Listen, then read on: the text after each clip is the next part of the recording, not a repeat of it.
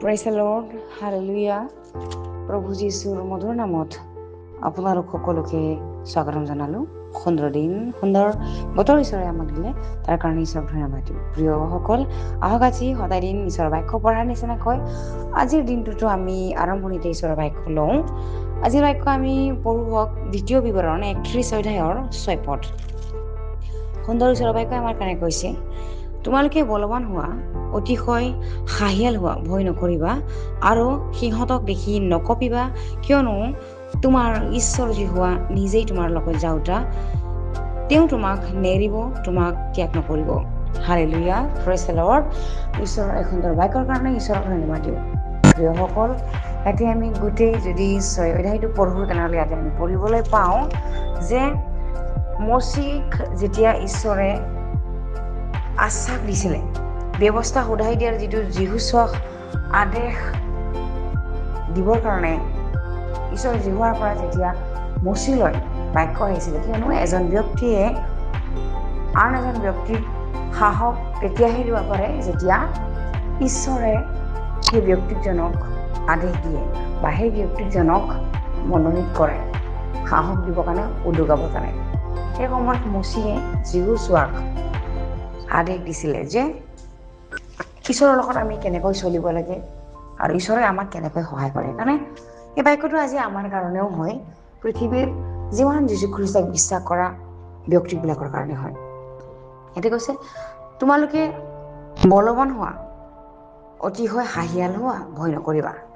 আমেন। এতিয়া আমাক ভয় কৰিবৰ কাৰণে ঈশ্বৰৰ বাক্যই মানা কৰিছে আৰু আমাক হাঁহিয়াল হ'ব দিছে, অতিশয় হাঁহিয়াল হ'ব দিছে।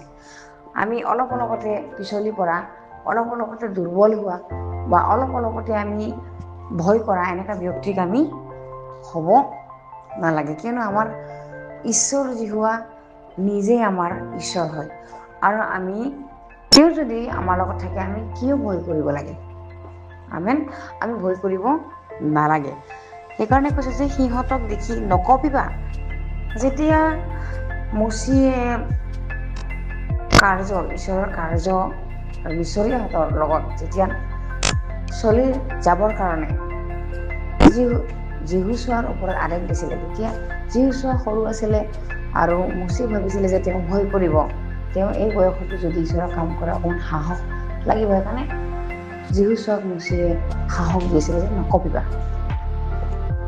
যে যদি আমি কঁপি যাওঁ, তেনেহ'লে সিহঁতে আমাৰ ওপৰত বেছি চৰবাব। কোনবিলাকে? যিবিলাকে যীশুৰ মানুহবিলাকক, যীশুখ্ৰীষ্টক বিশ্বাস কৰা মানুহবিলাকক ধাৰণা কৰে। আজিও আমি ভয় কৰিব নালাগে, কিয়নো ঈশ্বৰ আমাৰ লগত যাওঁতা হয়। ঈশ্বৰ আমাৰ আগে পিছে যাওঁতা হয়। আমেন। আমি যদি সেই মানুহবিলাকৰ মাজত কঁপি থাকোঁ বা কওঁ নকওঁ হৈ থাকোঁ, তেনেহ'লে আমি যে যীচুক গ্ৰহণ কৰিছোঁ, আমাৰ ভিতৰত যে যীচু আছে, আমি কেনেকৈ প্ৰমাণ দিম? আৰু আমি ক'ব লগাটো আমি নিজে নকওঁ, কিন্তু পবিত্ৰ আত্মাইহে কয়। সেইকাৰণে আমি ভয় কৰিব নালাগে, কিন্তু কথা কোৱাৰ আগতে আমি প্ৰাৰ্থনা কৰি ওলাব লাগে। আমেন। সেইকাৰণে ইয়াতে কৈছে, তেওঁ তোমাক নেৰিব, তোমাক ত্যাগ নকৰিব কৈছে।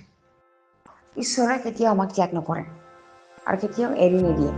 কেৱল তেওঁ আমাৰ লগত নিজে তেওঁ আমাৰ লগত যায়, কিন্তু তেওঁ যে আমাৰ লগত আছে সেইটো আমি অনুভৱ কৰিব লাগিব, কিয়নো তেওঁৰ বাক্যত তেওঁ ডাইৰেক্টলি কৈছে যে তেওঁ আমাৰ লগতে থাকে, তেওঁ আমাৰ লগতে অহা যোৱা কৰে। তেনেহ'লে আমি কেনেকৈ পাহৰিব পাৰোঁ তেওঁ যে দূৰত আছে আৰু তেওঁক যে আমি লুকাই যে আমি যে অপৰাধবিলাক কৰোঁ, আমি কেনেকৈ কৰিব পাৰোঁ? কাৰণ আমি তেওঁক ভয় নকৰোঁ। তেওঁক ভয় কৰাটোৱে হৈছে পবিত্ৰ, ভয় কৰাটোৱে হৈছে যে তেওঁ আমাৰ লগত আছে। এইটো অনুভৱ কৰাটোৱে পবিত্ৰ ভয় হয়। তেওঁ কেতিয়াও ত্যাগ নকৰে, কিন্তু আমিহে তেওঁক ত্যাগ কৰোঁ। আমাৰ নিজৰ দুৰ্বলতাৰ কাৰণে প্ৰাৰ্থনাৰ উত্তৰ নাপাওঁ আৰু তাৰ ফলত আমি প্ৰাৰ্থনা এৰি দিওঁ, আমি সহভাগিতা এৰি দিওঁ, তেওঁৰ উপস্থিতি এৰি দিওঁ। প্ৰিয় বিশ্বাসীসকল, আমাক অতি হাঁহিয়াল হ'ব দিছে, আমাক বলৱন্ত হ'ব দিছে আৰু ভয় কৰিব মানা কৰিছে, কিয়নো তেওঁ আমাৰ লগতে অহা যোৱা কৰে আৰু তেওঁ আমাক কেতিয়াও ত্যাগ নকৰিব। যীহুছৰ লগত যেনেকৈ আছিলে, মচিৰ লগত যেনেকৈ আছিলে ঈশ্বৰ জীৱাই, আজি আমাৰ লগতো আছে। আমাৰ পৰিয়ালৰ লগত আছে। আমেন। মই বিশ্বাস কৰোঁ এই বাক্যৰ যোগেদি আপোনালোক সকলোৱে আশীৰ্বাদ প্ৰাপ্ত হৈছে বুলি। আহক আমি একেলগে প্ৰাৰ্থনা কৰোঁ। ধন্যবাদ প্ৰভু, তোমাৰ অনুগ্ৰহ প্ৰেম থকাৰ কাৰণে। এদিনটো তোমাৰ এটা সমৰ্পণ কৰি প্ৰভু আমাক সকলোকে তোমাৰ আত্মাৰ দ্বাৰাই চালিত কৰিবা, তোমাৰ আত্মাৰ দ্বাৰাই আমাক সহায় কৰিবা প্ৰভু। তোমাৰ বাক্য আমাক মনত পেলাবা, আমাৰ ভুল অপৰাধৰ পৰা ৰক্ষা কৰিবা প্ৰভু। এই দিনটো তোমাৰ এটা সমৰ্পণ কৰি এই সকলো যাচনা নাচৰ প্ৰভু যীশু নামত অৰ্পণ কৰিছোঁ। আমেন।